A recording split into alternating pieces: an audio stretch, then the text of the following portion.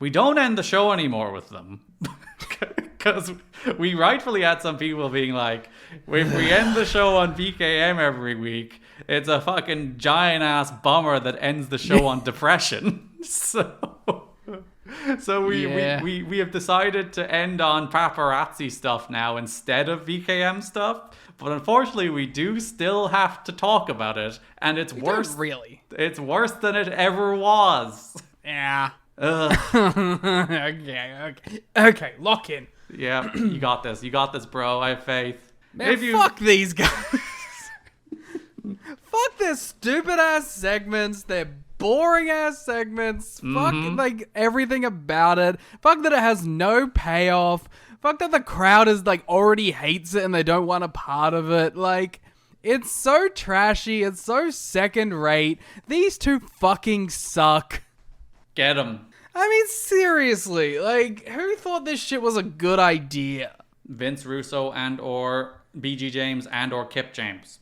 Like, the best thing BG James could have done for this company is actually fucking leave when he threatened to all these times. Yeah. We would have a greater peace of mind if there was no BG on this show. And you know what? Sometimes I think we let Kip off the hook. Yeah, no, we're not going to be letting Kip off the hook at the fucking end of it. But at least, like, Kip is a character, you know? Like, I think Kip is doing this to do this. Like, it is, like, this is the angle that he's pitching. Like, BG, like, loves this shit and thinks it's good. And that's what I fucking can't stand for. The idea that you actually think this is good. Yeah.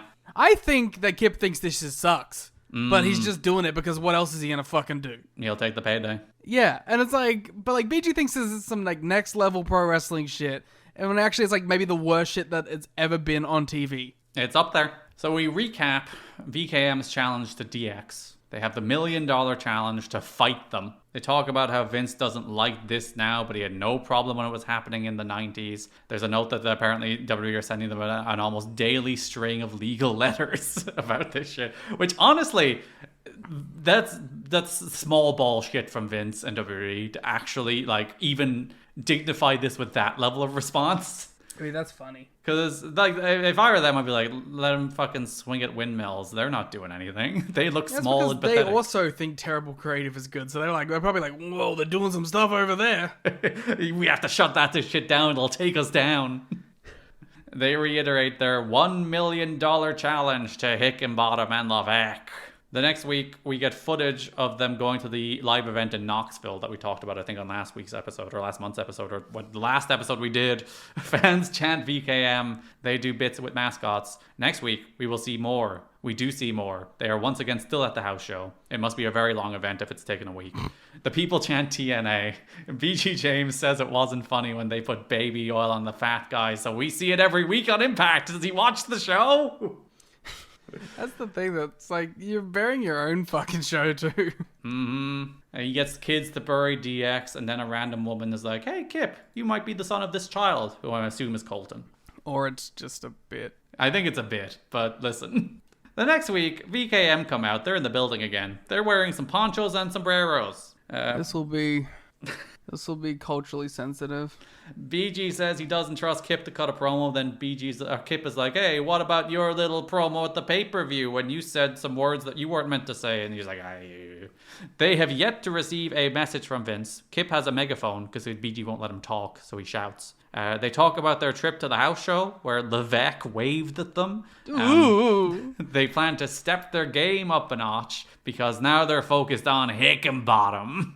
They were like, Hickenbottom, you don't do house shows. You only work Mondays, so you're probably sitting at home all week. So we're going to go to San Antonio, and we want to meet you at high noon on Wednesday at the Alamo, Hickenbottom. They should have gone to his house. They should have, if they doxed him, if they doxed Shawn Michaels, knocked on his front door. And then we're turning around on this shit. Yeah, that's like real shit. This is this fake shit. If you went to his house, that's the kind of shit I'd get behind. Go Home Impact, they're at the Alamo. Kip accidentally took them to Alamo Rent-A-Car by mistake. They look around for Shawn Michaels. They row a canoe. They're like, we can't find him. They declare victory and say they'll see us on Sunday. That's it. Yep. This is the worst. That's the wrap up. Like, this is actually the worst of them. Not because, like, it has the most offensive content, but I think it's the most pathetic. That's the thing. Like, what do they think the fucking payoff is gonna be? Like, they flew to actual San Antonio just to, like, wander around and pretend Shawn Michaels isn't there. Like, what are you doing? Like, that's the thing. Like, there's no creatively satisfying end to this. It's just these two fucking dork-ass fucking losers go to the place and then go, well, he didn't show up, we win. This stuff was actually filmed on December 30th at the Alamo. Jerry Borash had tickets to Chuck Liddell versus Tito Ortiz and had to cancel. Beast. Yeah. JB lost out in a good time because of this shit. So at the pay-per-view, because of course we got a pay-per-view segment devoted to this stuff, VKM come to the ring. BG says war is hell and it's hard to declare a victor, but they're here to declare victory over VKM and the WWE. They recap all of the things they have done without a response. Again, that just makes you look like fucking insignificant losers. Don't you fucking get it, you morons? To be like, look at all the stuff we did that they ignored and moved on without us and made more money than us. Oh my god. They also do the biggest bitch move yet, and they're like, Paul, we know you just tore your quad or whatever. Fuck. Fuck. We hate to see a guy go down. We wish you the best of luck from your injuries. I'm like, bro. You should be like, rest in peace, pussy. You ain't us. You couldn't hack it in TNA, motherfucker. And how do you not frame it as Triple H faking an injury to get out of facing VKM? How do you not do that? Because you're they don't want to actually do it at all. They want to live in this fake version of some sort of confrontation. You can't be like, oh, you pulled your quad, you fucking nerd. Happened again? Ha! Close my window so the neighbors don't hear me scream. They take a shot at K-Fed pinning John Cena. Mentioned there were TNA chants on WWE TV during like a Rosie O'Donnell segment. Again, good bit to bring up. Moves on to the war Vince wages on all the wrestling fans all over the world because Vince insults their intelligence. Unlike this. Yeah, this is smart. This is like thinking man's wrestling. The crowd then does chant Raw sucks. He gets the crowd to chant that we're not going to take it as there's a new sheriff in town and it's TNA. And then the Impact Zone gets womaned. Yes, they do. The Impact Zone has already had enough women apparently because they don't like what happens next. Christy Hemme comes out and she talks about how they're always on about the history of DX and how they invaded and how they drove the tank, but China gets no credit. They mention no China. The crowd boo this. And she asks, is it just because she's a woman? She points out Lita has left the business, couldn't get out of it fast enough. Christy says she wants to wrestle too because she loves this business. The crowd chant, we want wrestling. I don't think the way Christy wants it, but I think Christy does a good job of responding to that because she's like, I do too. Yeah, that's a good bit. Like, Christy's not too bad in this. She does her best for what she's doing here. Yeah. She's actually like delivers a good performance of like some pretty like terrible shit. Like, but again, like, this shit works if you're the babyface, but she's the heel.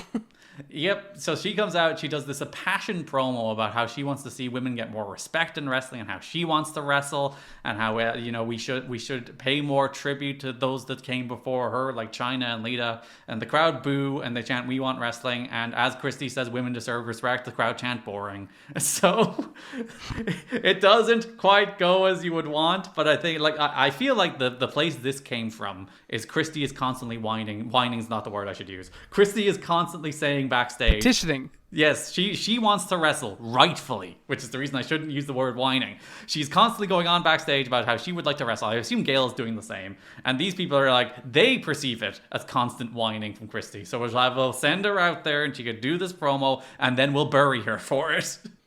Which is what happens. I mean, it's the same thing of like Gail getting fucking buried about wanting to wrestle on every backstage promo thing too. Yeah, it's like you get in your place as a manager. You don't wrestle. BG is initially sympathetic to Christie's statement about wanting to wrestle. He's like, you know what? Some of the things you said there, I agree with, but half the things you were saying are untrue. And I'm trying to like, what half? What half of the things she said are untrue there, BG? I can't even think of anything. Yeah, there's nothing other. He probably denied that China doesn't get her due because Yeah, they're like fucking he's assholes probably about like that. from his perspective, he's probably like we give credit to China. BG says not all guys are like this until Kip James Kip says, "Well, I am." Yes, he's like, whoa, don't you speak for me. He calls Christy a slut and says she should go back to the strip club. Says girls are good for 2 things as BG grabs the mic to prevent him from saying what those 2 things are. Christy says he's right. Their bodies and putting men back in line. Slaps Kip as BG holds Kip back. So Christy Hemme, the heel, comes out and is like, women should wrestle, that would be cool. And then Kip James, the babyface, is like, shut up, slut. Yeah, get the fuck out of here. I will kill you. I will beat you up right now. He wanted to. Not a great, not good. Bad wrestling. Yeah. Like, even if you want to, like, get rid of, like, you know, the whole, like, horrific subtext of all of it, it's like, the crowd hates this, they want to see some wrestling. But yeah, it's really interesting that, like, by the time you get to 2016 when WWE do their Women's Revolution, like, the audience are very much where WWE need them to be in terms of, like, the audience are pushing WWE to do that as opposed to WWE pushing the audience to accept that. Like, the audience want women's wrestling and WWE are, like, just about acquiescing to demands after a decade. As opposed to what happens here is, like, I don't think this audience really wants women's wrestling. They are all womened out. But also the thing is, they're not actually advocating for it. No. Like, the whole point here is that Christy Hemme is a whiny, ungrateful woman who wants to wrestle. It isn't an active, like, showing people, like, oh, yeah, we should do it. Like, they're not trying to convince the fans that women's wrestling is the opportune outcome of this feud. Yeah. So, like, it's not like they're fighting for it. They're not. They're doing the opposite. They're actively dissuading the audience from accepting women's wrestling by doing this. So it's like, you don't even give them that. Yeah. Christy Hemme was said to be visibly distraught after her segment on the pay-per-view bombed. The crowd was hard on her and it affected her as this was her chance to show her range as a character. She had been itching to do more than those bumpers into commercial breaks, and she may have seen the crowd rejection of her speeches hurting her chances to get more TV time in the future. Because that's an important thing to point out. Like, they brought in a backstage interviewer rather than give Christy Hemme. That's like, Christy Hemme's doing nothing on these shows. She is literally, she's like, coming up next, Bobby Roode versus Rhino. That's all she does on the show. Sting will be on the show later. Yeah. It's because, like, she does nothing. They give her nothing. Yeah. And that is your VKM stuff for the month, as they will now feud with Christy Hemme.